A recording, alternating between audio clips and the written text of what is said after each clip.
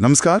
तो आज हम बात कर रहे हैं H.A. रॉबर्ट्स की किताब the principles and art of cure by homeopathy के पहले अध्याय की। जी हाँ, और ये अध्याय खास तौर पर युवाओं को लेकर है। हाँ बिल्कुल, इसमें उन्होंने कुछ बुनियादी सवाल उठाए हैं, है ना? जैसे युवा होम्योपैथी से क्या उम्मीद करें, और शायद उससे भी ज्यादा जरूरी, होम्योपैथी उनसे क्या चाहती है। सही कहा। मतलब ये सिर्फ एक करियर चुनने जैसा नहीं है। रॉबर्ट्स इसे एक ज्यादा गहरे समर्पण के तौर पर देखते हैं। तो चलिए इसी को थोड़ा खोलते हैं, समझते हैं कि रॉबर्ट्स के लिए ये सिर्फ एक पेशा क्यों नहीं, बल्कि एक जीवन दृष्टि, सेवा का मार्ग और हाँ, प्रकृति के नियमों पर आधारित एक कला कैसे है। जी, तो सबसे पहली बात जो रॉबर्ट्स कहते हैं और जो शायद थोड़ी चौंकाने वाली भी हो सकती है, वो प्रेरणा और सेवा भाव से जुड़ी है। अच्छा, क्या कहते हैं वो साफ लिखते हैं कि देखिए, अगर कोई युवा समाज में बस रुतबा, पैसा या आराम की जिंदगी ढूंढ रहा है, तो शायद होम्योपैथी उसके लिए सही रास्ता नहीं है। अरे, ये तो बड़ी सीधी और खरी बात हुई, मतलब पहले ही फिल्टर लगा दिया। हाँ बिल्कुल। तो फिर ये रास्ता है किसके लिए? ये उन लोगों के लिए है जिनके अंदर, आप कह सकती हैं, बीमार और दुखी लोगों की मदद करने की सच्ची गहरी इच्छा है, एक सेवा का भाव है। रॉबर्ट्स का मानना है कि ऐसे लोगों को होम्योपैथी आंतरिक संतुष्टि दे सकती है, वो आत्मिक शांति जो शायद पैसे या शोहरत से भी बढ़कर हो। अच्छा, तो ये एक तरह का आंतरिक इनाम है। ये सिर्फ अच्छा इंसान होने की बात नहीं, शायद उसूलों से भी जुड़ी है। हाँ, और यहीं से दूसरा अहम सिद्धांत आता है, स्थिरता और धैर्य। स्थिरता और धैर्य, होम्योपैथी के संदर्भ में इसका क्या मतलब है? देखिए, होम्योपैथी में सही दवा चुनने के बाद आपको सब्र रखना होता है, उसके असर का इंतजार करना होता है। इसमें मतलब जल्दबाजी ठीक नहीं। रॉबर्ट्स एक बहुत महत्वपूर्ण सूत्र देते हैं, जब शक हो तो कुछ मत करो। अच्छा, यानी बिना पूरी समझ के एक्शन लेने से बेहतर है रुकना, देखना, समझना। बिल्कुल, ये उन डॉक्टरों के लिए है जो नतीजों के दबाव में आकर अपने सिद्धांतों से समझौता नहीं करते। ये मूल्यों पर टिके रहने की बात है। लेकिन ये इंतजार करो वाला सिद्धांत, क्या ये आज की तेज दुनिया में थोड़ा मुश्किल नहीं है? मरीज तो तुरंत आराम चाहते हैं। हाँ, ये चुनौती तो है, पर रॉबर्ट्स का जोर इस बात पर है कि होम्योपैथी प्राकृतिक नियमों पर आधारित है और प्रकृति अपनी रफ्तार से काम करती है। ये एक तरह से उसूलों की परीक्षा है। समझ गया। और ये सिर्फ दवा देकर इंतजार करना ही नहीं है ना? आपने मरीज को समझने की बात भी कही थी। जी हाँ, ये बहुत जरूरी है। रॉबर्ट्स कहते हैं कि एक अच्छा होम्योपैथ सिर्फ लक्षणों की सूची नहीं देखता, उसे तो मरीज के मन को, उसकी भावनाओं को, उसकी पूरी जीवन शैली, मतलब उसके पूरे व्यक्तित्व को समझना होता है। यानी सिर्फ बीमारी नहीं, बीमार को समझना। बिल्कुल, ये एक तरह की गहरी मनोवैज्ञानिक समझ की मांग करता है। हाँ, तो ये सिर्फ शरीर का इलाज नहीं, ये तो मन और आत्मा को भी साथ लेकर चलता है।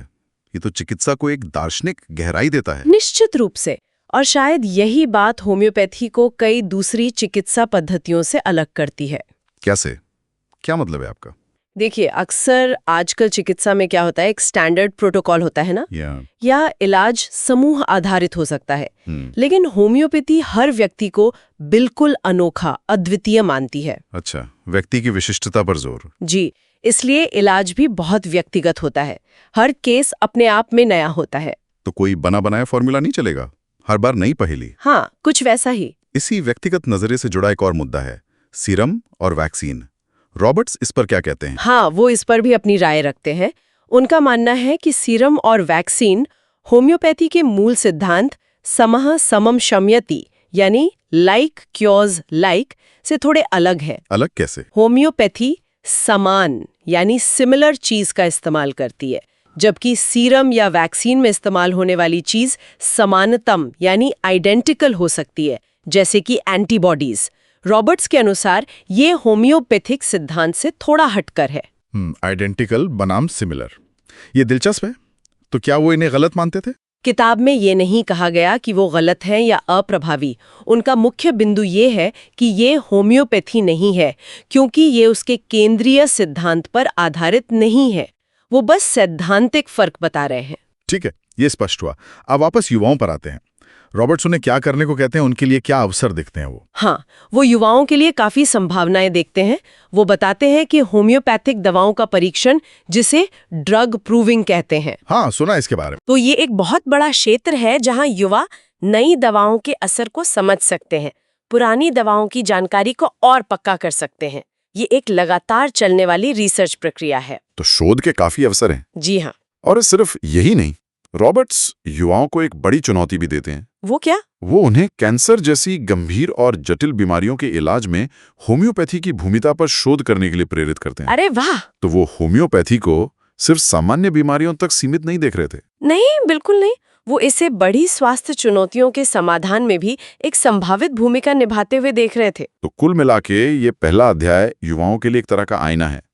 ये उनसे सिर्फ किताबी ज्ञान नहीं मांगता। नहीं, ये समर्पण, धैर्य, गहरी मानवीय समझ, विवेक और हाँ, नैतिक मजबूती की भी मांग करता है। ये उनके इरादों की असली परीक्षा है। सही कहा। ये उन्हें चिकित्सा को सिर्फ एक नौकरी या करियर की तरह नहीं, बल्कि सेवा, सिद्धांत और लगातार सीखने के एक रास्ते की तरह देखने को कहता है। बिल्कुल। और अगर किसी युवा में ये गुण हैं और वो इस रास्ते पर चलने को तैयार हैं, तो रॉबर्ट्स के मुताबिक होम्योपैथी उसे एक ऐसा जीवन दे सकती है जो संतोषजनक हो, सम्मानजनक हो और हाँ, बौद्धिक रूप से हमेशा चुनौतीपूर्ण और दिलचस्प बना रहे। तो इस पूरी बातचीत से एक सवाल मन में आता है सोचने के लिए जी। कि जब हम कोई भी रास्ता चुनते हैं, चाहे वो चिकित्सा का हो या किसी और क्षेत्र का, तो क्या वो सिर्फ हमारी काबिलियत या पसंद का मामला होता है, या फिर वो हमारे अंदर के गहरे मूल्यों, हमारी सेवा की भावना और दुनिया को देखने के हमारे नजरिए को भी दिखाता है? ये वाकई सोचने वाली बात है। हमारा चुनाव सिर्फ करियर का नहीं, शायद हमारे अपने वजूद का प्रतिबिंब होता है।